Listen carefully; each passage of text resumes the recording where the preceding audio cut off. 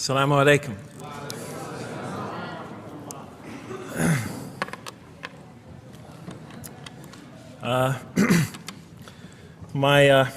I've come from the University of Kansas. We're playing in the Final Four this very instant. So I want to let you know that you've asked a lot of me today. No, I'm just joking. All right, very briefly, I just want to talk a little bit about what the Quran has to say about the purpose of life. I think this is an extremely important subject, especially for Muslims living in America, because we're sort of a minority, a new religion here, and many people are interested in what we believe. And I think the primary question that people want answered when they first consider another religion is how that religion views the purpose of life, the purpose of of our existence here. And so I'm going to begin, though, talking about an atheist's point of view, because I want to talk about what sort of answers the Quran might have for an atheist. So to begin this, I need to talk for about 5 or 10 minutes about what I believe contributed to my becoming an atheist, because I grew up in a Christian family. And then I'll talk for about 45 minutes or so about what I experienced in the Quran and how that sort of changed my perception. So it's very simple. But my wife always says I should summarize what I'm going to do before I talk, because it's easy to get lost in my speeches. And my wife doesn't have a lot of confidence in my speaking ability. Okay, so let me start out by mentioning that my mother certainly played no role in my becoming an atheist. My mother was a wonderful woman, a beautiful lady. She had tremendous dignity and class. The neighbors loved her. She was a registered nurse, and she put in many extra hours at the hospital. She worked in the ward that dealt with dying patients, and when I would come and pick her up late from work at night, not all the patients, but many of the patients would drag me over and talk to me and tell me what a wonderful woman my mother was. When she died, her funeral was packed, and person after person that came up to me had a story to tell about my mother and her goodness. Time and time again, people described her as, "Jeff, your mother is a true saint." She was a deeply religious woman, a great mother, a great teacher, a gentle person. She never cursed. I never heard her curse, swore, ever in her whole life. Never heard her speak to anybody rudely or speak about anyone rudely. She was a tremendous example of a truly religious person, and she didn't wear it on her sleeve. It was just slowly but surely you could see it just in her day-to-day interactions with people. My father, on the other hand, was a difficult man. My father, for some strange reason, had this tremendous rage inside him. I don't know where he got it. He had this terrible violence inside him. And every night he would try to quell that violence with hard drinking. And his drinking, though, only made him all the more volatile. Because my father could be laughing and joking one minute, and he could fly into an angry rampage the next for some unexpected reason. You never know what would trigger it. And once he flew into that angry rampage, it would take, he would just go wild in the house would be in havoc, and he would rage on and on and on, and it would take an awful lot of liquor and several hours before he would finally go to sleep. And this would happen night after night after night. And so my 4 brothers and I was the 4th in line. My 4 brothers and I lived a frightening and precarious childhood. But I'd have to say the worst of it was watching my father regularly taunt and threaten and abuse my mother. And it would happen day in, day in, day in, day out, night in, night out. And it was a never-ending nightmare. You see, it's really not so bad when you're the target of your father's violence. You might think it's bad when a child is the target of their father's violence, but it's really not all that bad. At the moment of attack, you're really not thinking about anything except your own survival. When he's firing punches at you or kicking you on the ground or chasing you throughout the house, or when he's threatening you, I'm going to hurt you, bad boy, you're not thinking about anything at that moment except escape. While all that's going on, you're not thinking about the aftermath or consequences, the psychological repercussions or anything like that.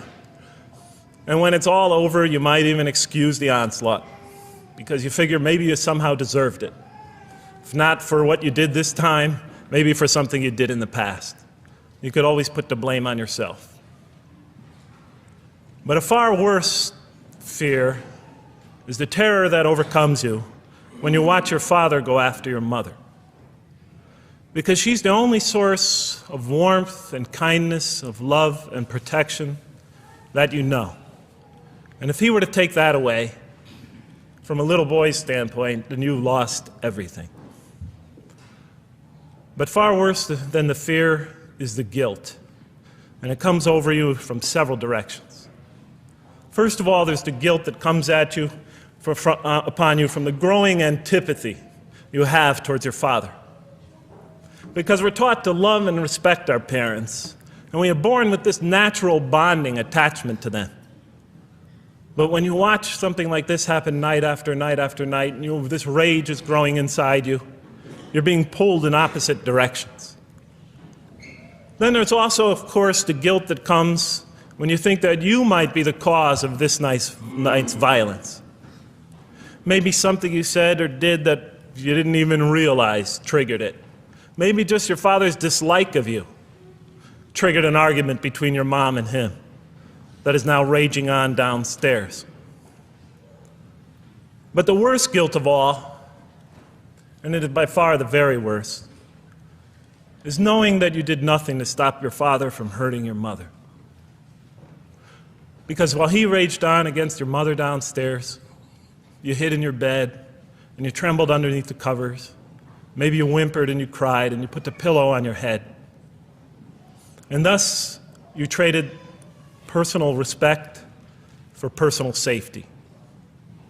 And with each such incident, you come to realize with ever greater and greater clarity, you come to realize your own weakness, your own impotence, your own incompetence, your own worthlessness, your own cowardice. And the hate grows and festers inside you, not only for the man that you call father, but for yourself as well. It is a terrible, terrible thing to make a young boy choose between his mother and himself. It is extremely unfair. I noticed that tomorrow there's going to be tomorrow morning a lecture about spousal abuse given by Dr. Shaheen Rizwan. I hope you'll all attend it. I think it's a very important subject. When I was little, I used to daydream about life without my father. I just wanted the violence to go away. I wanted not to be afraid anymore. I felt like I was trapped in a bad dream and there was no way out. And so I prayed to God again and again and again to remove my father from our lives. But he was always there, and very soon I began to wonder if God really was. I could not fathom why God would subject my mom to such lifelong punishment. I could not imagine what great sin she must have committed, or that we, her children, must have committed to deserve my father. I didn't have the maturity to sort out such questions, but I had enough fear and anger to provoke them. I was too young to see the wisdom in allowing my mom to suffer the violence and abuse of my father. I was too young to understand why God would let innocent children tremble night after night after night in their beds, fearing that they might not see their mother the next morning. I was too young to see how the mercy of God could even extend to my father with all his terrible failings. All I could see in my world was chaos and violence and fear, and so it became easy for me to question the existence of God. And I began to do that at a very early age. I'll even say that the turmoil of the 60s and 70s that's the age when I was a teenager, in the late 60s, early 70s, only reinforced my skepticism. When John and Robert F. Kennedy were assassinated, or Martin Luther King was gunned down, when Vice President Agnew was kicked out of office and Richard Nixon soon after him, when the race riots erupted in city streets like mine, and gang fights erupted in our cities, many of those which I was involved in, when I saw the bizarre and senseless carnage of Vietnam, they all confirmed the lesson that was already ingrained in me and that my father had taught me so well, that the world is dominated by random, consuming, undiscriminating violence. And very soon I began to ask why. Why would God make it that way? Why wouldn't He just pop us into heaven from the first and spare us all this suffering? Why does He let little children in Vietnam get napalmed and run down the street naked on fire when they had done nothing to deserve it? Why does He let the race riots go on? Why does He let the leaders be assassinated? Why does He just let the violence go on and on and on for people who had nothing to do with it? It wasn't of their own making. Why didn't He just make us angels and pop us into heaven if He could make us angels, which I was always taught He could? Why did He make us so susceptible to sin? Why didn't He make us impervious to it, like He made the angels? Is this the best world He could create, I thought? Is this the most perfect world He could create for our existence, for our beginning? I just couldn't figure it. And all the explanations I received from priests and doctors and lawyers, from whoever, spoke to me or taught me, they just didn't make sense to me. In any case, so I became an atheist when I was 16, even though I was going to Catholic school at the time. Declared myself an atheist in one class. It was a confrontation between me and a priest. We were talking about God and the purpose of life. And I expressed my views, and he said, well, then you don't believe in God. I said, well, I guess I don't. And then through my junior and senior year of high school, I got an F in religion, even though I continued to do very well on the tests. In any case, when I was 28, to make a long story short, some friends of mine gave me a copy of the Quran. And one night I was sitting in Diamond Heights, my apartment in Diamond Heights in San Francisco. I was working that time at the University of San Francisco. I was 27, 28 at that time, I can't remember. And I ran out of stuff to read, and I took this gift that my friends gave me and I began to read it. And I came to the first verse. Well, I opened the Quran, read the first page, then the second, and then very quickly, in the second surah, about 37 verses into the Quran, I came upon the story of mankind. And I have to admit, I read through it very quickly. It was about 9, 10 verses long, story of the first man and woman. And I recognized some of the details. It was similar to what I had learned when I was a child, but I noticed that there was something wrong. It was apparent to me that whoever authored this Quran, of course I wasn't a Muslim at the time, so I didn't have any idea who that was, whoever authored this Quran clearly did not understand the real meaning of the story, because they had obviously gotten the details confused. They didn't even understand the whole purpose of the story. And so I just read through it once, and then I read through it again, just to try to see what kind of point the author was making, and then I read through it a third time and a fourth, and then I realized this is something strange going on here. I'm going to read this much more carefully. I'm going to need to go through this story line by line, verse by verse, because it's obvious that the author is trying to bring out another point. And I wasn't quite sure what it was, but definitely he packs a lot of meaning into almost every word. And I thought the writer at least seems to have a great measure of brilliance. And so I'll try to sort of take you through what my experience was as quickly as I can. So I came to the 30th verse of the second surah, Surah Al-Baqarah, and it began like this. It said, "Behold, your Lord said to the angels, I am going to place a vicegerent on earth." The Arabic word is khalifa. It means a representative or an emissary of mine. "I am going to place a vicegerent on earth." And they said, the angels said, "Will you place therein one who will spread corruption and shed blood, while we celebrate your praises and glorify your holiness?" And God said, He said, "Truly I know what you do not know." See, that's the verse that hooked me. That's the verse that caught my attention. That's the one that kept on making me read the story again and again and again. Because listen to the way it begins. Behold, your Lord said to the angels, I am going to place a representative of mine on earth, a vicegerent of mine, an emissary, one who acts on my behalf. I thought, that's not the way it goes. You're not supposed to be placing man on the earth in some positive role, some elective office. You place man on earth as a punishment for his sin. Clearly, I knew the author didn't quite get the point. But still, it was an amazing line. But then I come to the next line, and it says, and the angels say, will you place her in one who will spread corruption and shed blood, while we celebrate your praises and glorify you? I looked at it again. I couldn't believe the question. They said, will you place her in one who will spread corruption and shed blood, while we, the angels, celebrate your praises and glorify you? I looked at that and I said, exactly. That would be my question. Why would you create this being, supposedly for some positive role, when he's capable of doing tremendous wrongdoing? When he could spread corruption and shed much blood? Why would you create this violent and pernicious creature when you could create angels? As the angels clearly say, well, we, the angels, celebrate your praises and glorify you. They were asking one of the most fundamental questions in the entire history of religion. Why create you, man, this utterly fallible creature, this creature who could rebel against God's will, who could do such tremendous wrongdoing, who could wreak havoc like no other creature on earth, when you can make them angels? And look where the question is being asked. It's being asked in heaven. It's almost like saying, look, why don't you just make them angels and be up here in heaven with us, you know? Why don't you just make them angels, pop them into heaven, he's fine. Why would you put him on earth where he could feel distant from you, where he can work out his worst criminal tendencies, act them out, feeling somehow independent and apart from you and free to do whatever he wants, when you could just make them angels and put them into heaven and make them perfectly submissive to your will? I looked at that question and said, that's my question.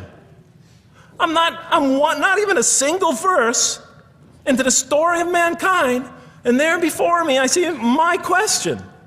That whole question, everything that I ever thought, everything that I ever experienced, everything that I ever knew was in that question.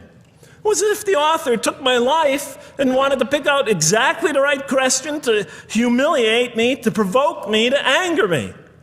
Why create man, this most destructive and violent creature, when you could make them angels?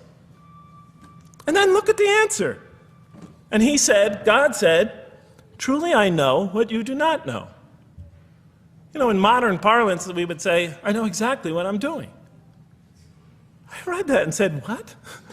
You know what you do not know? You know exactly what you're doing? Well, please inform me. Tell me what you're doing. Because, you know, I'm 28 years old and I haven't figured out it yet. And I have a lot of issues that I'm still dealing with that's connected to this question. You can't just get off that easy. You can't just tell me you know exactly what you're doing. Not after what I've been through. Not after you made me this way. And then I realized, of course, I was arguing with a God I didn't even believe in. And that would happen several times as I read through the Quran. And sometimes I would just get into so agitated by what I read, I'd start arguing with this voice that I'm reading before me, that's calling to me. So we turn to the next verse. It turns out that the Quran just doesn't dismiss the question. It starts to answer it a little bit. And in the next verse it says, and he taught Adam, God taught Adam, the names of all things. And then he placed them before the angels and said, tell me their names if you are right. So this verse is clearly referring to the previous one. But notice what it says. Now, from my own background, I remember Adam naming things, but it wasn't connected to any answer to any philosophical question. But here, notice what it says. And he taught Adam the names of all things. And I realized already, just from the first verse, you got to read these verses very carefully because it's packed with a lot of symbolism and meaning. And he taught Adam the names of all things. So here we see Adam is not only just a creature who knows how to name things, who's acquiring the gift of language, but he's also a learning creature. God is teaching him. And right here, right in this verse, and it'll come even clearer in the subsequent verses, that the very first thing that the Quran is going to emphasize here is man's intellect. He is a learning creature. He is taught. And what is he taught? What is one of the great intellectual gifts he's given in response to the angel's question? The gift of language. Because through language, mankind can not only learn, but he could learn things not only through his own experience, but he could learn things that other people have experienced of times and places that are hundreds, thousands of years and miles separated from him. And so that all our knowledge becomes cumulative. Every generation learning from the generation before it. I'm learning today from authors I read from other sides of the world that may have existed 2,000 years ago. And so we all contribute to our collective learning and knowledge. And so I'll see later in the Quran, when the Quran will emphasize this again and again and again. Like in one verse it says, read in the name of your Lord who created. Created a man out of a tiny creature that clings. Read, it commands the reader. For your Lord is most bountiful. Why is he most bountiful? What great gift did he give you? For he taught man the use of the pen. And through it taught him what he otherwise could not know. And time again, the Quran will call upon man to use his intellectual faculties and swear by his intellectual faculties. And to use them correctly because they play a fundamental role in guiding him to truth. I never came upon a scripture that puts so much emphasis on the correct use of our intellectual faculties, on the harnessing of reason in helping us attain to faith. And he taught Adam the names of all things. And then he placed them before the angels and said, tell me their names if you are right. Okay, you have this objection, you have this natural question about this creation of mankind. Here, this mankind is this human being, this human creature is a learning creature.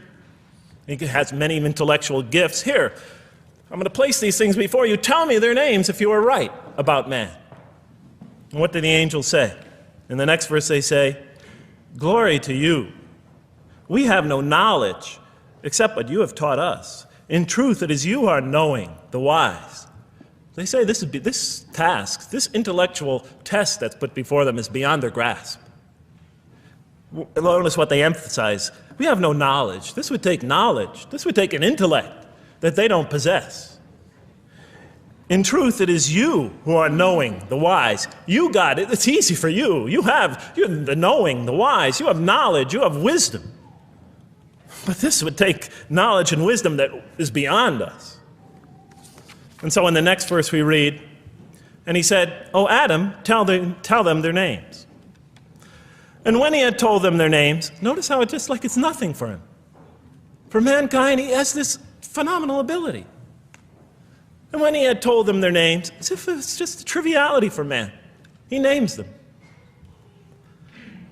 "O Adam, tell them their names." And when he had told them their names, God said, "Did I not tell you that I know what is unseen in the heavens and the earth?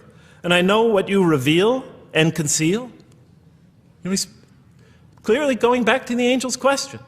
Yes, you have these natural concerns about the creation of mankind. Yes, he could do these evil things. But look at this tremendous intellect he has. This is something you have overlooked, that you haven't considered. And that's clearly the point of these verses. Even though I felt that the author didn't quite, it was as if I realized that he didn't misunderstand the story. He was taking one of the great stories in the history of humankind, one of the fundamental greatest stories in the history of mankind, and molding it and using it as a vehicle for an entirely original message. And God said, "Did I not tell you that I know what is unseen in the heavens and the earth? And I know what you reveal and what you conceal?" In other words, didn't I tell you I know exactly what I'm doing? And then in the next, and didn't I not tell you that I know what you reveal and conceal? I looked at that.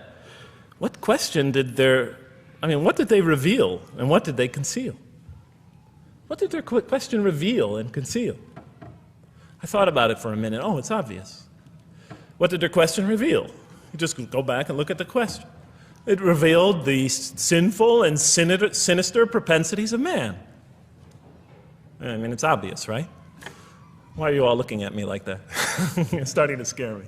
You're all looking very serious. Am I losing you? Wow. Okay. So, they revealed the sinister and evil propensities of man. But what did their question conceal? And all you have to do is think about it for a minute. Human beings, yes, they could do evil. Yes, they could do wrong. Yes, they could create misery. But they could also do exactly the opposite. They could choose to do evil. They could choose to do tremendous good. They could choose to do tremendous violence. They could choose to show tremendous compassion. They could choose to be, to live by falsehood. They could choose to live by the greatest truths. They could be terribly ugly. They could be terribly beautiful. And up until that point in my life, I, like the angels, that only saw one side of the coin. For the first time when I read that verse, believe it or not, it was an eye-opener for me. I had always been obsessed with the evil potentials of human beings. When I read that verse, I realized that, and I had a great example right in front of me with my own mom, I realized that I had been blinded by only one side of human nature. So we go on to the next verse. And behold, we said to the angels, bow down to Adam, and they bowed down. But not so Iblis. Iblis is like the father of Satan, satanic beings, forces, creatures, existences. He refused and was arrogant. He was of those who reject faith. An interesting statement. And behold, we said to the angels, bow down to Adam, and they bowed down. Bowing down could symbolize two things. Bowing down could symbolize the superiority or potential superiority of one being over another, and so they bowed down to them. Bowing down could also mean that they serve that creature in some respect. Of course, the Quran says that all beings serve God, all created beings serve God. But this verse seems to be indicating, and the rest of the Quran will make it clear, that these angelic beings, these angelic entities, will serve the development of mankind. We'll even see later that the satanic beings serve the development of mankind. Both forces, angelic and satanic, will serve the development of mankind. Because one will present man with a choice to do the most altruistic things. The other will simultaneously try to influence man in the opposite direction. And so human beings will be moral creatures, and will have to make moral decisions. And it's in those moral decisions that they will grow spiritually and morally as human beings. And they'll take that into the next life. And the angelic and the satanic forces will be catalysts for those moral choices that they make. They will heighten the human being's awareness of the rightfulness and the wrongfulness of the choice he's about to make. And the self, the soul, the nafs, as they say in Arabic, will have to make the ultimate choice between good and evil. And that choice, that test will come again and again and again as human beings either grow or decline.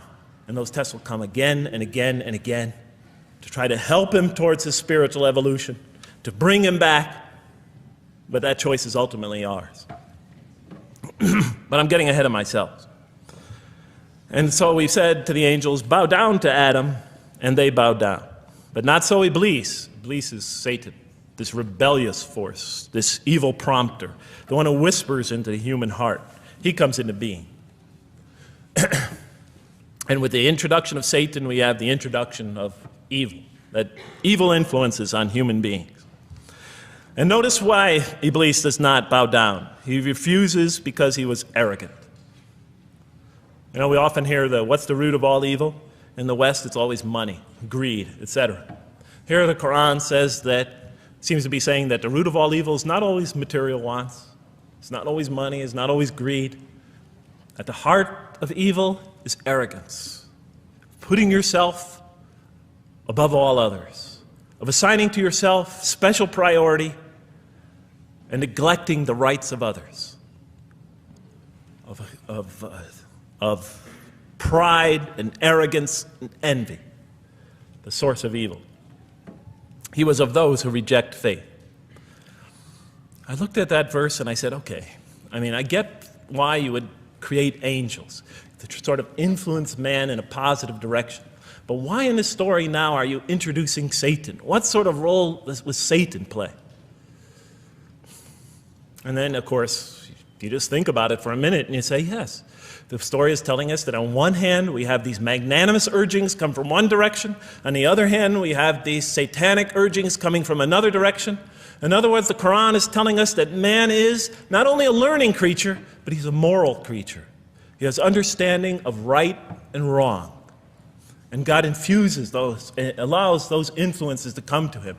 Man is not only an intelligent being, but a moral being. And so, the Quran is not all that difficult to understand. You just sort of read it, I found, and you just sort of follow your nose through it and see what it's saying. I'm sure, as most of you in this audience know. Okay, so we see that man is not only a learning creature, but he is a moral being as well. There's another verse in the Quran that says, by the soul and that which whispers into it, or which breathes into it. It's morality, it's immorality, and it's God consciousness. Both of these we are under the influence of. And God allows us to be under the influences of. He creates us to be exposed to both influences. And then the verse says, truly he is successful who causes it to grow. Causes his soul, his self, his real self to grow. And truly he is lost who stunts it, who disallows, who destroys his personal growth. So mankind is not only an intellectual being, but a moral being.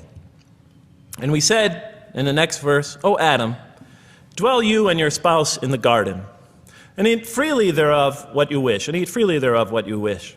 But come not near this tree, for then you will be among the wrongdoers. I looked at this verse and I was, starting to wonder if the author was drifting back to the old story again. I was confused. And we said, O Adam, dwell you and your spouse in the garden, and eat freely thereof what you wish, but come not near this tree, for you will be among the wrongdoers. I thought it was drifting back to the old story. Man sins, man's punished for his sins with earthly life. Maybe the author is drifting, he had a good idea, and now he's drifting back to the sort of traditional story. Maybe he couldn't make his mind up what story he wanted. Except for a couple things about this verse, and this happened with almost every verse as I read through it, is that the whole tenor of the passage is sort of not what you would expect. I noticed that the Quran in this story has a tremendous penchant for understating things. Because it says,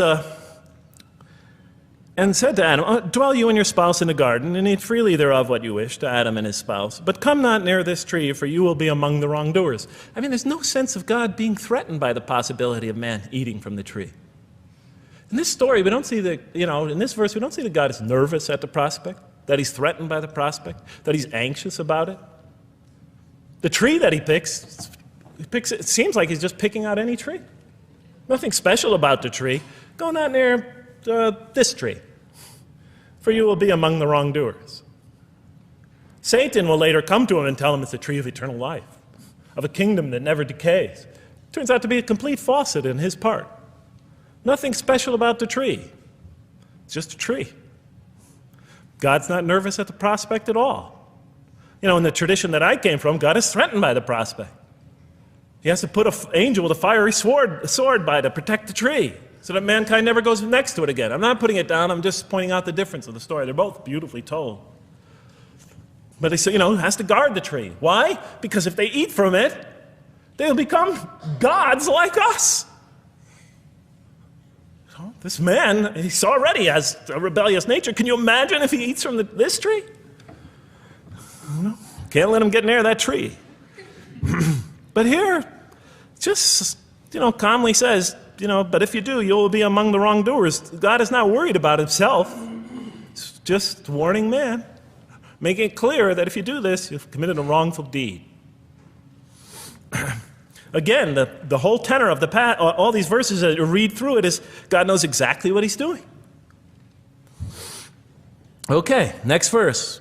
But Satan caused them to slip and expelled them from the state in which they were.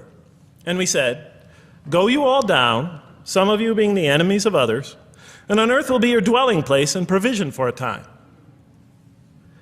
What? I said. I mean, you know, I was expecting now the rage, the anger, the violence, the jealousy. That's what I was expecting. Okay, they eat from the tree. Where's the rage, the violence? I'm going to punish you now. You're going to sweat on earth. And you're going to suffer, and you're going to stub your toe, and you're going to work, and you're going to labor. And you're going to die there for what you did. And where's the woman? Right? And the woman. Right? She's the one who's going to suffer the most. Right? She'll have to suffer labor pains and monthly cycles. Right? And bleeding and crying out when her children come into the world. And she'll scream out. And worst of all, the greatest humiliation, the man will rule over her. When he's obviously her intellectual inferior because she and the angels she and Satan seduced him, and he just bumbled along and committed a real, wrong deed. Well, I don't mean to make light of it. But the story is obviously different, though. No threat here. As a matter of fact, look at the way it says, "O Adam, dwell you and your spouse in the garden, and eat freely thereof what you wish. But come not near this tree, for you will be among wrongdoers." Then they make the mistake. But Satan caused them to slip and expelled them from the state in which they were. And we said, "Go all you down, some of you being enemies of others, will be adversaries of others. Some of you will be adversaries of each other, and on earth will be your dwelling place and provision for a time." This is not a deity losing it. If you look at it, I mean, on earth will be your dwelling place and provision for a time.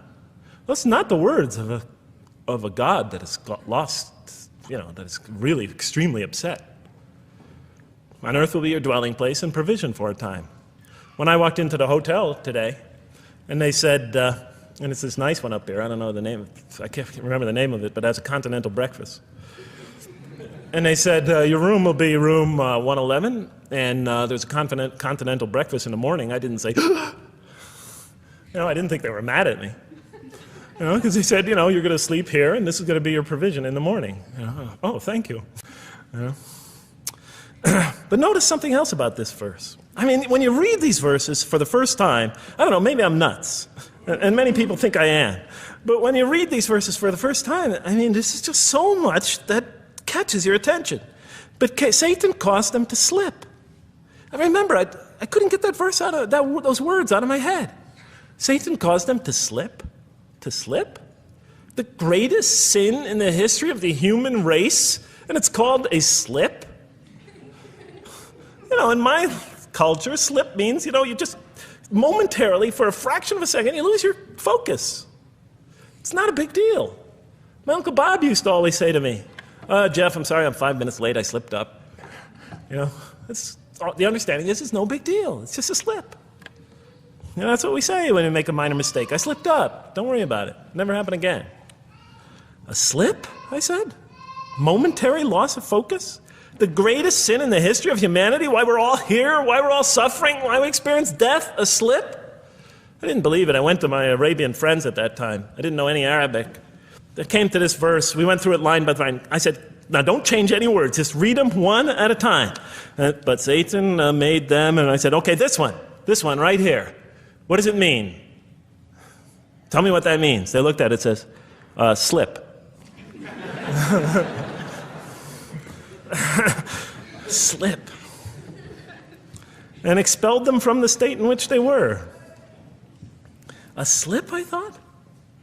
But then maybe I was trying to force the traditional understanding, the traditional interpretation. Maybe it was just a slip. I mean, after all, they didn't commit murder. They didn't commit robbery, rape, pillaging, assault.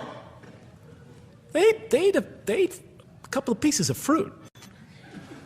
It's not the greatest sin in the history of humanity by any means. And then the next verse says, and then they were expelled from the state in which they were.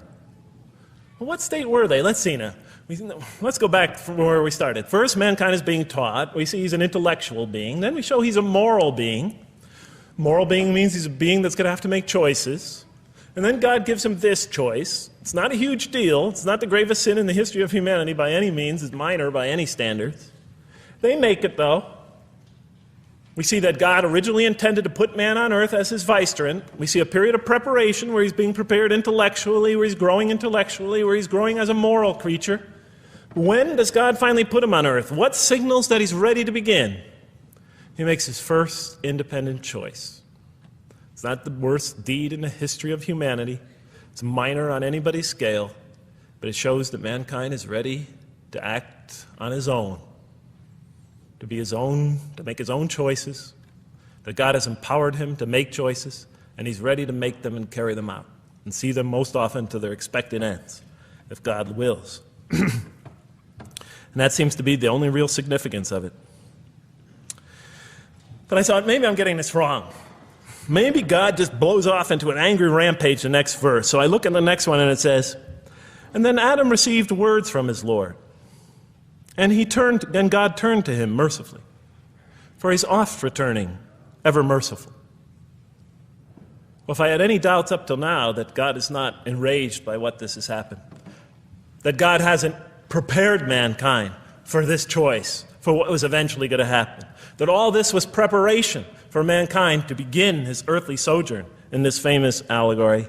If I had any doubts before now, I had them, certainly didn't have them after reading this verse. This verse is entirely consoling, reaching and merciful, reaching out to mankind in mercy. Mankind goes to earth. He's obviously afraid. He obviously feels remorse. He's in an unfamiliar environment. And what does God do? He turns to him. He turns to him. In Arabic, the word has the meaning of like a father turning towards an infant or a child or somebody, or a parent, a mother turning towards her child. And he turns to him mercifully, and for God is oft returning, ever merciful. And Adam receives words from his Lord. What kind of words? Probably words of consolation, words of hope, words tell him not to be scared. And in the next verse, we see those are exactly the type of words that Adam receives. He says, go down, Adam and his spouse. Go down from this state, all of you together. Repeating that again, just so that we know that this is not a punishment here. Go down from this state, all of you together, and truly there will come to you guidance from me. And whoever follows my guidance has nothing to fear, nor shall they grieve. It is an emotional picture. This young couple is here, in fear, in shame, feeling remorse, and God reaches out to them and turns towards them and tells them, you have nothing to fear, nor shall you grieve. I know this is tough for you, but you've been prepared for it up till now, through your entire existence. It had to happen. This is a necessary stage in your development, in your growth, but just hang in there, follow my guidance, be true to me and I'll be true to you, I'll guide you, I'll help you, I'll do whatever you need. Just follow my guidance and you have nothing to fear, nor shall you grieve. Okay. So I was impressed. I thought this author, whom I didn't know, I thought was extremely brilliant. Because the story is entirely coherent, but it's bringing out entirely new meaning. And it's stressing some things in the human equation that I would never have normally thought of. Actually, I thought these sort of things argued against the existence of God. Here, the author was using them to say, look at these. These play a fundamental role in the purpose of life. What? Intellect. Human beings have intellect. Right. In response to the angel's question, they are moral creatures, and they are subjected to evil and angelic promptings. And they have to choose between them again and again and again throughout their existence. And their growth, which the Quran talks about frequently, is going to depend on that. We're here to grow, as we will see. But it emphasizes choice. Human beings are creatures of choice. It also emphasizes suffering. Suffering. Hey, that's pretty nice writing. It also emphasizes suffering. Human beings are going to suffer here on earth. That's the first thing that the story mentions. Spread corruption and shed blood? Havoc, suffering, pain? Yes, these three things play a central role somehow, the story is saying, in our development on earth, in our very purpose of our development. These are the three things we've always had the most trouble grappling with, all theologies have. Why give us intellect if it leads us often to challenge in our minds the existence of God? If we can't reconcile the existence of God with our minds, with our reason, why give us choice if we could choose to do wrong? Just make us angels. Why let us suffer so on earth? Just pop us into heaven. And here the Quran is telling you that these play essential roles in our attaining of faith. Not only these, of course, it also mentions guidance, God's forgiveness, revelation, etc., angelic forces, satanic temptation. It mentions all these other things as well, but these three essentially really caught my attention. I never expected that these three things would be emphasized. And so as I read through the Quran, I looked, anytime I saw anything that seemed to relate to this, I would write down notes and underline it. You know, and I would walk up and down in San Francisco with my pen as I'm walking, because I like to walk about 7 miles every day, and I'd be underlining. My friends would always say, "Jeff, what book are you reading?" And I would lie to them. I'd tell them, "Oh, it's a great novel or something." You know, I didn't want them to know that I was reading the Quran. I think they thought I was going nuts. But in any case, so very quickly, I was wondering, does the Quran really emphasize reason? Does it really emphasize choice? Does it really emphasize suffering? How much more time do I have, Madam Speaker? 35? 25, okay. I'll do the best I can. So let me just try to indicate to you, as I read through the Quran, and I'll try to get through this quickly because you guys look tired. And I know you're interested to find out how that basketball game is turning out. Let's see, does the Quran really emphasize reason as essential to human growth, to this experience we're having on earth, to our very purpose? And the answer is definitely yes. So much so that even Western Orientalists, people who wrote against the Quran, said that this is a major feature of the Quran, a feature that you cannot miss. Henri Lemens, writing in the early part of this century, one of the famous Orientalists, you know, who wrote very much against Muslims, hoping to unseat them from their religious belief. He wrote, "The Quran," and this is his quote, "is not far from considering unbelief as an infirmity of the human mind." Unbelief is, he thought, and he was saying it mockingly, is like, you know, you can't think straight. You're not using your mind right, as my father used to say. Maxime Rodinson wrote at length about the rationalistic approach of the Quran to faith. And this rational tone of the Quran is one of its most salient features, beyond doubt. I'll just give you a few quotations. One of its fundamental themes is that people ignore or reject God's signs and corrupt religion precisely because they do not use their reason. And the Quran will say that again and again and again. The Quran says about the disbelievers, they refuse to reason and are a people who do not reason. I have 7 such quotes in the Quran. The Quran will say, will you not reason? It mentions that 14 times to the reader. God reveals signs and lessons and admonitions so that, and this is a quote from the Quran, perhaps you will finally use your reason. There are 8 such statements in the Quran. From the Quran's viewpoint, reason and faith are allies, just as illogic and false belief are allies. And it clearly sets the conflict along these lines. It says the right way has henceforth become clear from error. Those who benefit most from the Quran are persons of insight.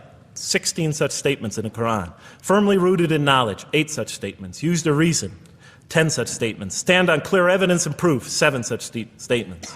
Those who oppose this revelation are deluded, 9 such statements. In manifest error, 28 such statements. Ignorant, 15. Foolish, 3. Have no understanding, 9. Only follow surmise and conjecture, 9. And blindly adhere to tradition, multiple times.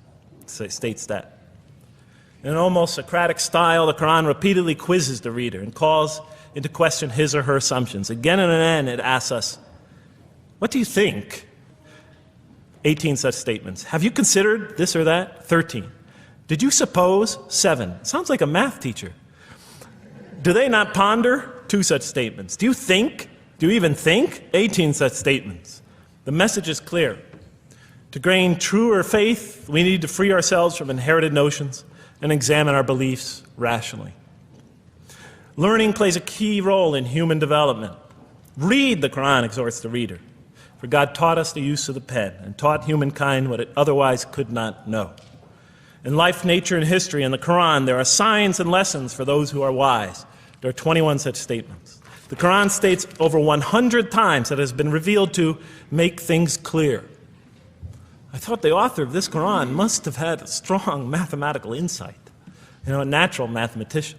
All throughout, when I was reading, I was trying to imagine what he must have been like. God teaches humanity both directly and indirectly, and sometimes so subtly that we are unaware of his instruction. Thus he tests us in multifarious ways. Of course, I just want to make it clear, Muslims believe God himself is the author of the Quran. Sometimes I give this speech and people come away and ask me, Jeff, who is the author of the Quran anyway? But I didn't know. So I was just trying to figure it out. Repetition is indicative of the importance given to certain ideas. It should be observed that the Arabic word for knowledge in the Quran, ilm, appears 854 times in the text in its various forms. It's one of the most frequently occurring words. So the Quran really does put great emphasis on reason in our spiritual quest. Does it put great emphasis on choice? Well, here's what it has to say. Let there be no compulsion in religion. The right way is henceforth clear from error. It's a choice, and it must be freely made.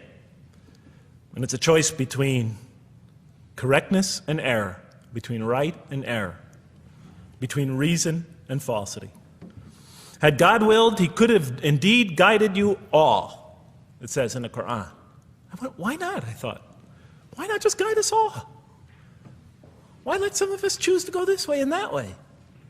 The Quran was constantly provoking me as I read it. Do not the unbelievers know that had God willed, he could have guided all mankind? Oh, do not the believers know that had God willed, he could have guided all mankind? Okay, I'm an unbeliever, I thought. Tell me, why didn't you guide all mankind? If you want us to be in conformity of your will, just make us that way. And if we had so willed, we could have given every soul its guidance. Why did you let us be creatures of choice? Just program us to do the right thing. Never make a wrong choice. Had God willed, he could have made us all one community. He could have made us clones of one another. But he didn't. It wasn't part of his plan. Enlightenment has come from your Lord. He who sees does so to his own good. He who is blind is so to his own hurt. It's your choice.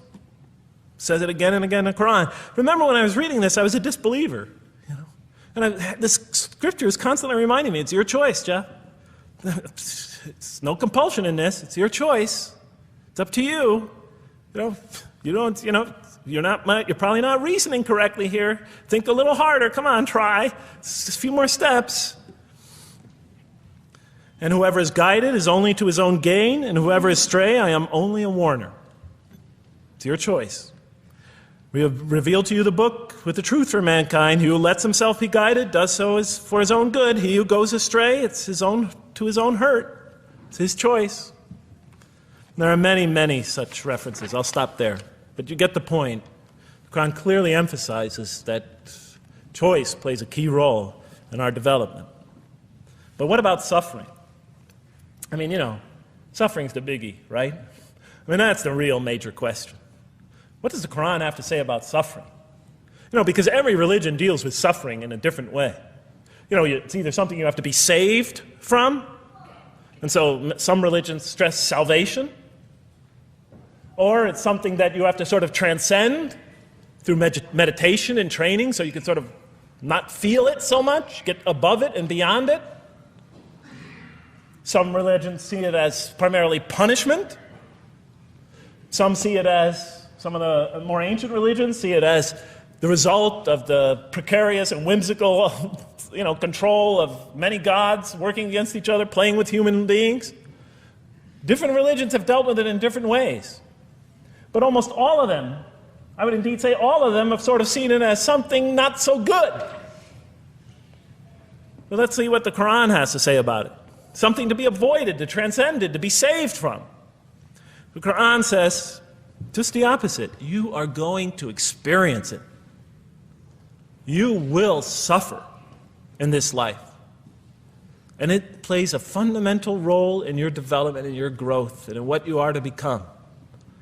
This scripture didn't just say you're going to experience it. It said you should embrace it. You should struggle through it. Your life should be a struggle, it says. It should be a jihad. Yeah, right? But that's what it says. Jihad means struggle. When the Quran most says jihad, it's very seldom, it's most often not in the context of fighting. Qital is the Arabic word for fighting. But you know, it says even in the Mecca verses, long before Muslims had to defend themselves against their oppressors, it mentions that you have to struggle in the path of God. With the Quran, it even says. Struggle in the path of God with this Quran. Life is a struggle. It says in one verse, most assuredly we will try you with something of danger and hunger and the loss of worldly goods, with the loss of your lives and the fruits of your labor. Most assuredly we will try you. It's not just talking about evil people, good people. But give the good news, the glad tidings. Be happy for those who are patient in adversity and suffering. Good news, I thought? Doesn't the author understand the terrible effects of suffering? Give the good news to those who are patient through adversity, who when calamity befalls them say, truly unto God we belong and truly unto him we shall return. In other words, that this could benefit them. It was a remarkable statement. Here's another one. Do you think that you can enter paradise without having the like of those who passed away before you? And the next verses start to explain these people were good people who suffered terribly. Do you think that you can enter paradise without going through the same? Why, I thought? Why do we have to suffer in life? Misfortune and hardship befell them, and so shaken were they that the apostle and the believers with him would exclaim, when will God's help come? These are good people. When will God's help come? Oh, truly, God's help is always near.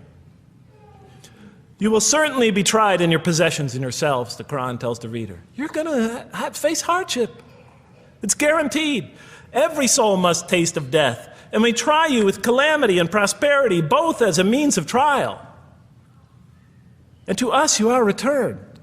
You are going to have hardship here. There is going to be no heaven on earth. This environment is made to be an environment of adversity. It is made to be an environment where you have to work, where you have to struggle, where you have to strive.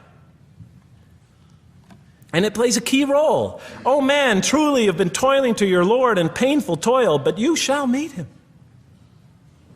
You're toiling, yes, but you shall meet him.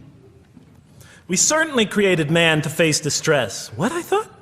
We certainly have created man to face distress. You made us to face distress? Does he think that no one has power over him? Sometimes people get, so down, they just think, this can't be a God. Look how I'm suffering. He will say, I have wasted much wealth. Some people just become totally devoted to worldly aims. Does he think that no one sees him?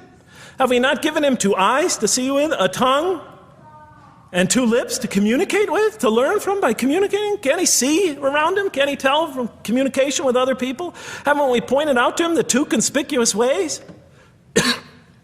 What are the 2 conspicuous ways? But he attempts not the uphill climb.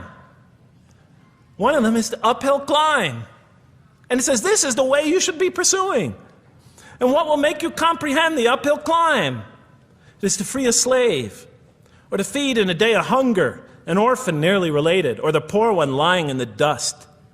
Then he or she is of those who believe, and exhorts one another to patience, and exhorts one another to mercy.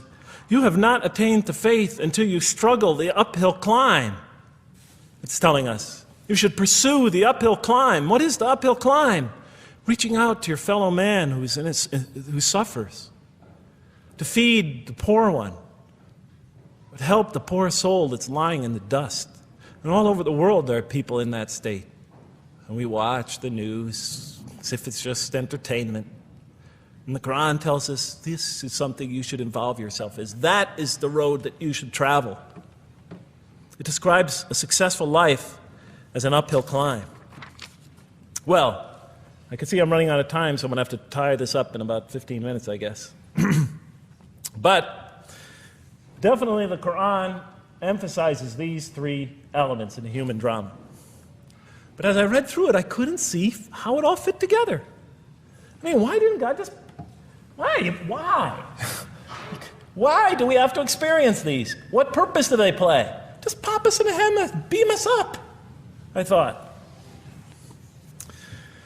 Well, one thing, like I mentioned before, the Quran will repeatedly emphasize that we're here to grow and to learn. And I'll give you 4 or 5 quick verses because I know you're tired. It says, Our Lord, and raise up in their midst a messenger from among them, who shall recite unto them your signs, and that shall teach them the book and the wisdom, and who shall cause them to grow. We have to learn wisdom in the book, and Revelation in particular, and who shall cause us to grow. And we have sent among you of yourselves a messenger to recite our signs to you and to cause you to grow.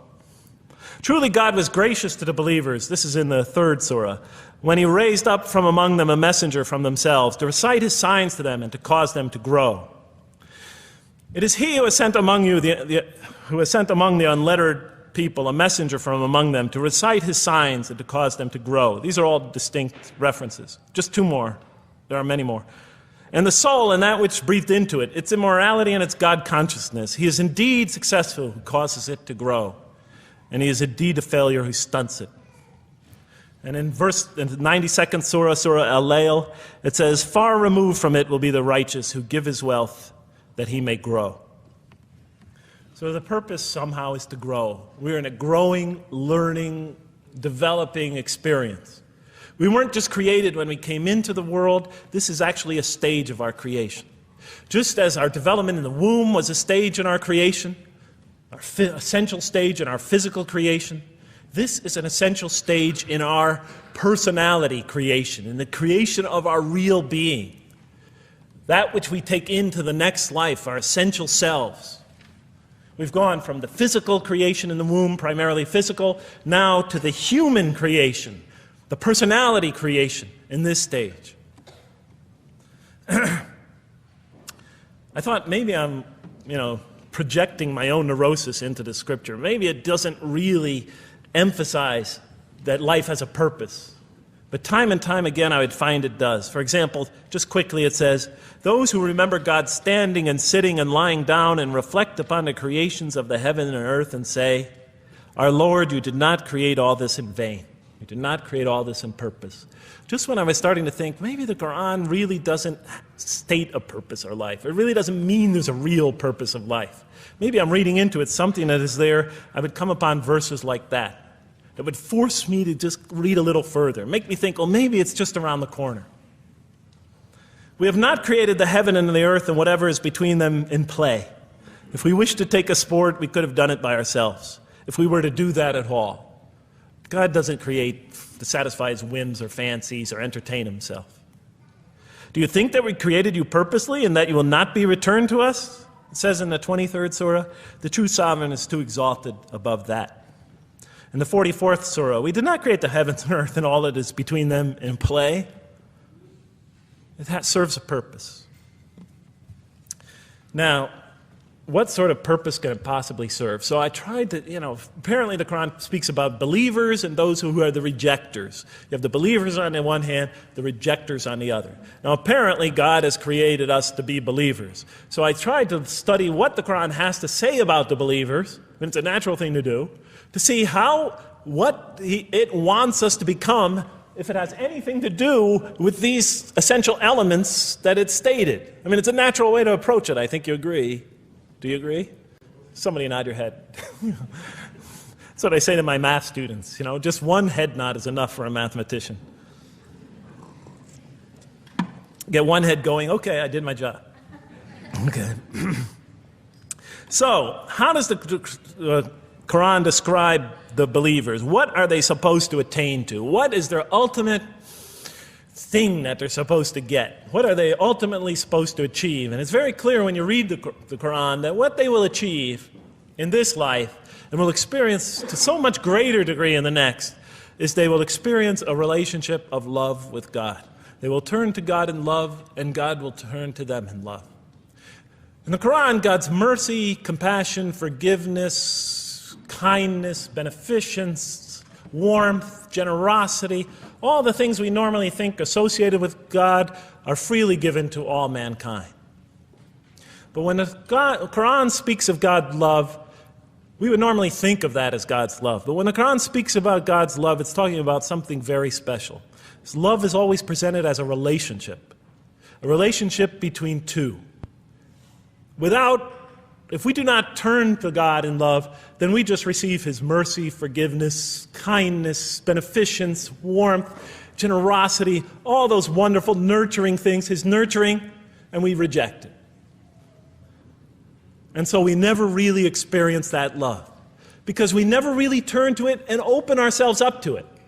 It is always there for us, but unless we enter into that relationship, that love, that give and take, that relationship of love is never develops. We reject it, and that's what the word kafir means.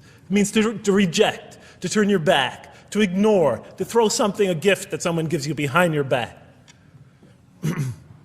And so the Quran tells us that the believers will experience this sublime relationship of love.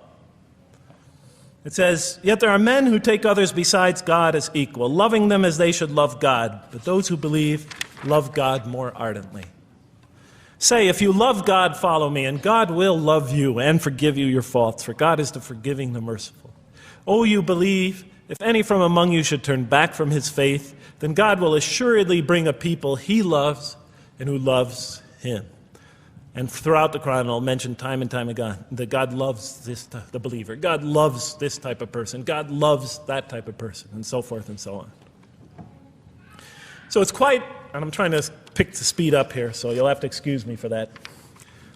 But it is apparent from the Quran that one of the purposes of creation, maybe the essential purpose of the creation, is to produce from this subset of humanity that will freely enter a relationship of love with God. They will not only experience the beauty of other relationships in their lives, but this love that they will experience with God is the sublime experience that they will enjoy. Not only in this life, but infinitely greater in the next, when all the distractions, all the masks are stripped away. Okay, I thought, you created us to love you, for us to turn to you in love and to experience your love, to receive and experience your love. But why do you need these? Just pop us into heaven, love us, and make us love you. Program us to love you. You'll make my dog love me. Do the same sort of thing. I kept on coming back to the same issue. Just do it. Okay. Still couldn't see it, and I was almost through the Quran, and I thought either I'm dumb or this scripture just never really got to it. Okay, so I didn't give up. I thought, okay, what's the next natural thing to do? Okay, so we're here to develop this relationship of love with God.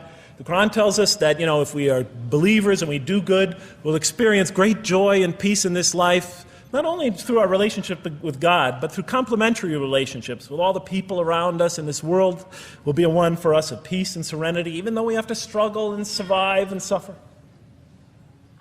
But I couldn't see, how this all tied in with this suffering business, and why he couldn't just put us into heaven. So what's the next natural thing to say? Okay, so we're created to have this relationship of love with God, to enter this relationship, to experience and receive all that he has to offer us. So the natural thing to do is to study the two partners in that relationship. What does the Quran have to say about us, the believer? What does it ask of him and her? What does it require of them? And then what does the Quran tell us about God? And then is there some essential nexus, some essential connection between them, and does it have anything to do with these? Because if the Quran doesn't show that, then the essential link that links all this together, that pieces it all together, is missing. And as I thought to myself, whoever this author is, and by now I knew he had fantastic genius, even though he came from the primitive confines of the most backward, most uncivilized sector of humanity, of people that had no literary history, really, to speak of, no great works of literature, no scriptures that preceded him, even though he came from the desert of culture, even though this came out of that environment, and the mind behind it had to be tremendously phenomenally genius to come out of that surrounding and produce something like this. If that essential link was missing, I knew that, he was great, but, and extremely great. But, what do you expect? How could anybody answer those questions? Nobody in the history of humanity has been able to answer them. Okay, so I thought, first I'll see what the Quran has to say about the believers. What does it require of them? Then what it has to say about God, and see if there's some essential link. Are you following me? You're giving me the note. Get off the stage. Okay, I'll do my best. It's a deep subject. We're almost done. Bear with me a few more minutes. I'm sorry, really. I know Siraj Wahaj, when he gives these sort of speeches, he always says, okay, I'm finishing up now, and then 10 minutes later he says, you thought I was telling you to... I won't say that, but just give me a few more minutes. Bear with me. Okay, quickly. What does the Quran ask of the believers? From the Quran's many exhortations and its descriptions of acts and types of individuals loved by God, it's not difficult to compose a partial list of things that the Quran wants us to do, which it calls good deeds, time and time again. To believe in God, to have faith in God, to have a relationship with God, and to do good. So what does it describe as these good deeds? Well, as I read through the Quran, it says that, can I take this away? Remember, intellect, choice, suffering. It says we should show compassion. Show compassion. We should be merciful. I have the references here, but just excuse me, I'm not going to list them all. We're running out of time. We should be forgiving. Forgive others. We should be just. We should protect the weak and defend the oppressed. Defend the oppressed. We should seek knowledge and wisdom. Knowledge, wisdom. Bear with me, ladies and gentlemen. We should be generous, truthful, and we should be peaceful. And we should love our fellow man. Love others. I'll just give you one verse because I know we're running out of time, Madam Speaker. Truly those who believe and do good will the most merciful endow with love. And to this end we have made this scripture easy to understand in your own tongue, so that you might convey a glad tiding to the God-conscious and warn those given to contention. So, to this end we have made this easy to understand, so that we'll learn to love others. Okay, that's all I'll say about that. I would like to say a lot more, but I don't have time.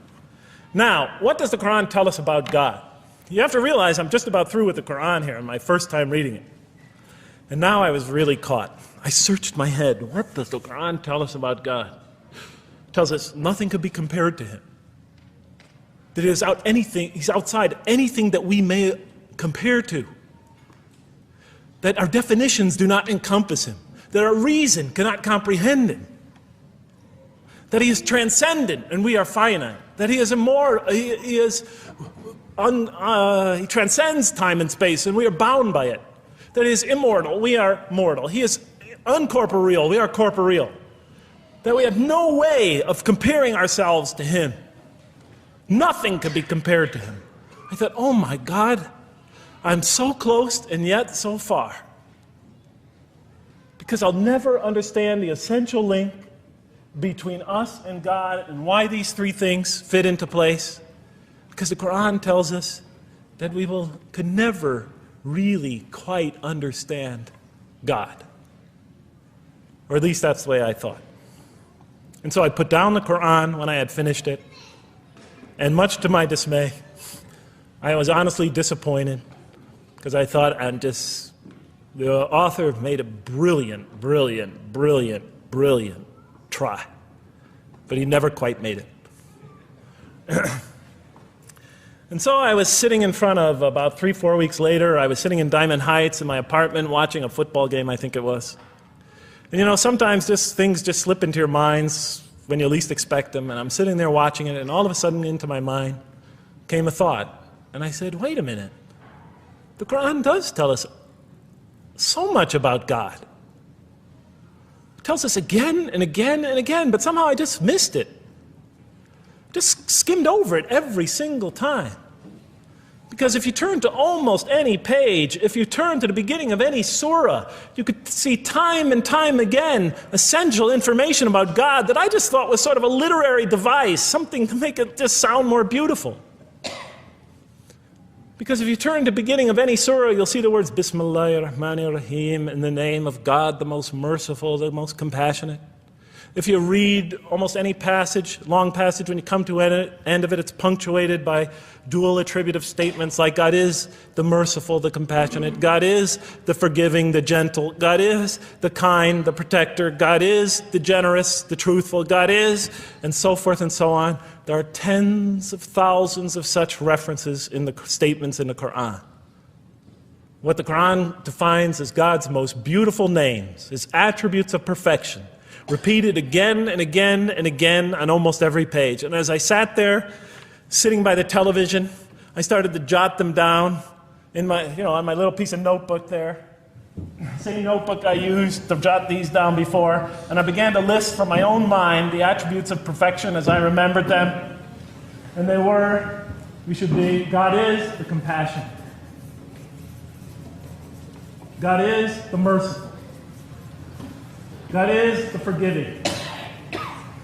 God is the just, the protector, the defender of the oppressed and the weak, the knowing, the wise, the generous, the kind, the truthful, the loving, the peaceful, the source of all peace, the truth, and so forth and so on. Every item I had listed in my list for the qualities that we human beings are supposed to develop, the Quran was telling me had its infinite source and perfection in Allah, in God. And then all of a sudden, all the pieces fell together. Then I suddenly saw it, as I see most of you probably see as well. That now, suddenly it all began to make sense to me. In what way do I say that? Well, it was now obvious why we had to develop these qualities. It was now obvious how these things on the floor here fell into place. And I'll just say it clearly. We're here to develop a relationship with God, to become closer to God. But how can you become closer to God when He's transcendent and you're finite, when He's immortal and you're immortal, vice versa? When He's immortal and you're mortal, when He's unbound, fettered by time and space, and you are, and so forth and so on. How can you become close to that one? If I want to become close to you, I need to have something to share with you, something that we have in common. So for example, if I want to come close to this young man here physically, I'll approach him, because we both have bodies, and I can position my body closer to him. Physical presence, bodily presence, is something we both share. If I want to become closer to that gentleman back there, if I want to become closer to him intellectually, I'll reason with him so we will have a convergence of minds, because we both possess reason. If I want to become closer to one of my sisters on this side emotionally, I'll try to appeal to their sentiments, because we both share feelings and similar types of experiences that generate those feelings. But how does one become closer to God? What do we share with Him? We share with Him exactly what He gave us. Because the Quran tells us that when we came into this life, He breathes into our spirit something of His Spirit. And that we come into this world with the seed of these very qualities within us. And we could either kill them, stunt them, as the Quran says, or cause them to grow. And when we grow in these, we grow in our ability not just to experience tremendous beauty in life through all this, but we grow in our ability to receive and experience the infinite beauty, the infinite peace, the infinite truth, the infinite compassion, the infinite mercy, the infinite, etc., all the way down the list, that only comes from the infinite perfect source of all these. The more we grow in mercy, the more we grow in our ability to receive and experience in this life and in the next, to an infinitely greater degree, the mercy of God. The more we grow in compassion, the more we grow in our ability to receive and experience God's compassion in this life through prayer and through ritual and through contemplation and through other experience of others. And of course, infinitely more in the next life, the compassion of God. The more we grow in our truthfulness, the more we grow in our ability to experience God, the truth, because all truth comes from God. The more we grow in these things, the more we grow in our ability to receive and experience God's attributes of perfection. The more we grow in our ability to receive and experience His being. And that sort of nearness we are growing to Him is tied to our essential nature and to His. It's more than just physical nearness. It's more than just a convergence of ideas. It's more than just a convergence of feelings. It's a convergence of essential beings. It's the closest type of nearness two can feel, two can experience. I'll just give you a quick analogy, because this helped my children. Let's pretend I have a goldfish, a dog, and 3 children. 3 daughters, let's say. And I do have 3 daughters. No matter how much of my love, compassion, forgiveness, caring I pour upon that goldfish, it could only experience it to a tiny degree. It might not even really be aware of it, because it's a very primitive creature.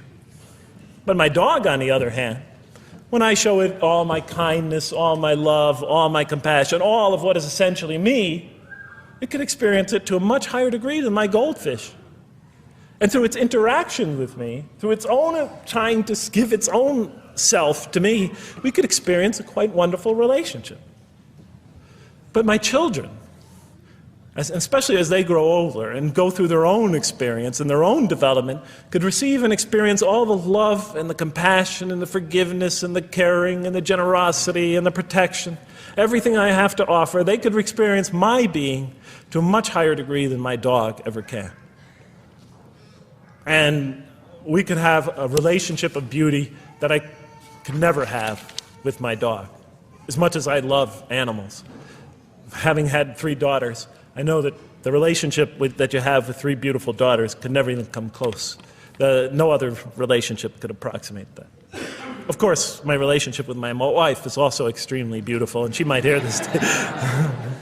And she's a wonderful woman, really. I mean, she's the source of so much beauty. But, okay, Madam Chairman, I am ready. So that seems to bring it all together. So now, I thought, wait a minute. That doesn't explain this. Why the intellect? Why the choice? Why the suffering? I thought, you almost had me, this Quran. You almost duped me. You almost tricked me, seduced me into accepting this philosophy. But wait a minute. What about intellect, choice, suffering? Why do we have to experience these? Why couldn't you just programmed us to be merciful, compassionate, forgiving, etc.? Why do we have to go through all this? And then, of course, the answer came to me as quickly as I thought of it. So we are creatures, and we grow, and we become. And yes, and you can make us anything you want, but you can't contain any of those attributes I listed without these 3 things. In mathematics, we try, 3 premises that go into, proving a theorem. We try to see if we could take one of them away, and if it's essential. And all 3 of these are definitely essential. For example, you could program a computer never to make an incorrect statement, but it doesn't become a truthful computer. Never heard anybody say to me, Jeff, this Macintosh is the most truthful computer I ever saw. If it's programmed, it's not truth. You could program a CAT scan to help the sick, but it doesn't become compassionate. Never heard a doctor say, Jeff, if you want to see a compassionate CAT scan, you come right over here. Right? Because all those things, compassion, forgiveness, truth, caring, love, all are born out of choice, suffering, and reason. In order to do a compassionate deed, when we consider reaching out to someone in compassion, that person, first of all, that's inconceivable without the presence of suffering, an environment where there's suffering. And when we decide to help them or not, we reason in our minds, what is this going to require of me? It's going to require some suffering on my part, some of my giving of myself. And without that mental process, it doesn't become a compassionate deed. And if it isn't by choice, it's not a compassionate deed. It's that choice that makes it compassionate. Same thing with truth. Truth is a choice between telling the truth or not telling the truth. Oftentimes we tell it when we're at risk to our own personal loss. The more suffering that might come out of that choice, the greater is the truth behind it. The greater the act of truthfulness. And all the time we have to weigh the consequences of that choice. If I tell the truth there, my teacher's going to give me an F. If I don't tell the truth, I might get an A. We weigh it in our mind. Last example, the famous wedding vow. Do you take this woman to be your wife in sickness and in health, for richer or for poorer, until death do you part? What are they asking us? Do you knowingly make this choice, understanding full well what's at stake here? That it might involve richness but poverty, health or sickness, that suffering's going to be involved until death. Once a young lady told me, you never really loved me. Because when the growing got tough, when things got hard, when we hit rock bottom, when my life fell apart, you just got up and left. And she was right. And she understood full well that that's what love is all about. It is through giving and suffering together and hanging in there with each other and not bailing out and persevering through suffering, making that choice and knowing what you're doing. All those three things are essential. So it's very easy to see why the Quran stresses these. For in order for us to grow in these, I dropped it, we have to have these. And that's why it's very easy to see, ladies and gentlemen, why the Quran, 30 seconds, Madam Chairman, why the Quran talks about sin as self-destruction. The Quran says when we sin, we commit, the Arabic word is dhulm, or zulm, however dialect you have. Dhulm against ourselves. We oppress, we destroy ourselves. Because when we don't grow in these, when we grow in the very opposite of these, we are literally destroying ourselves. When we grow into the things that are antithetical to these, we are destroying our natures and will not allow ourselves to receive and experience the beauty that could be in store for us this life and the next. It's like coming into this world and developing in the womb none of the physical things you need to experience comfort and joy and peace and happiness on a physical level in this life. It's as if you're coming into this life and you've destroyed yourself physically somehow in the womb, and you came into it and you had nothing to protect you from the cold, from the heat, from the harshness of the elements, from germs, from disease, nothing to protect you, nothing to satisfy, give you the ability to satisfy your thirst or your hunger, nothing for you to experience any physical comfort. This is all that matters as we go into the next life. If we don't develop these through our relationship with God, our very purpose of our being, then we will experience terrible suffering in this life, worse than if we came into this life in a physical state that didn't avail us of any of the comfort of this life. And so it'll be worse than fire. It'll be worse than endless fire. It'll be worse than the worst hell we could possibly imagine. So the Quran tells us, that yes, when it talks about heaven and hell, it's used very powerful symbolic language, but what it essentially is telling us is imagine the greatest joy and wonder and peace and serenity you could ever experience, and that's what's open to you on the one end. But on the other end, imagine the most terrible suffering that you could possibly bring on yourself, and you could also do that to yourself as well. It'll be worse than anything you could have ever imagined. So, and the Quran tells us that God says on the Day of Judgment, I did not harm you in the least. You destroyed yourselves. And it could say that in total objective truth. And that's why the Quran, well, I think I'll leave it at that because Madam Speaker is about to shoot me. I still have other things to talk about, but I want to find out how that basketball game is going. So thank you so much for listening to me for so long. And may the peace and mercy of Allah be upon you all. I didn't mean to try to scare anybody at the end. That wasn't my goal. I was just trying to make a point. And may the peace and mercy of God be upon you all. Thank you so much. Assalamu alaikum.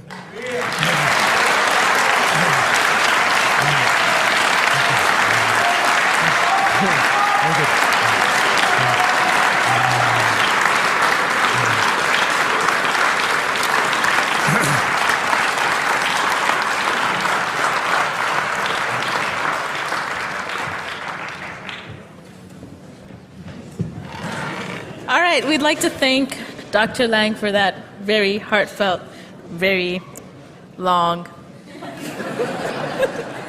presentation. I have a few things to say before you all leave, so just be patient with me for a second.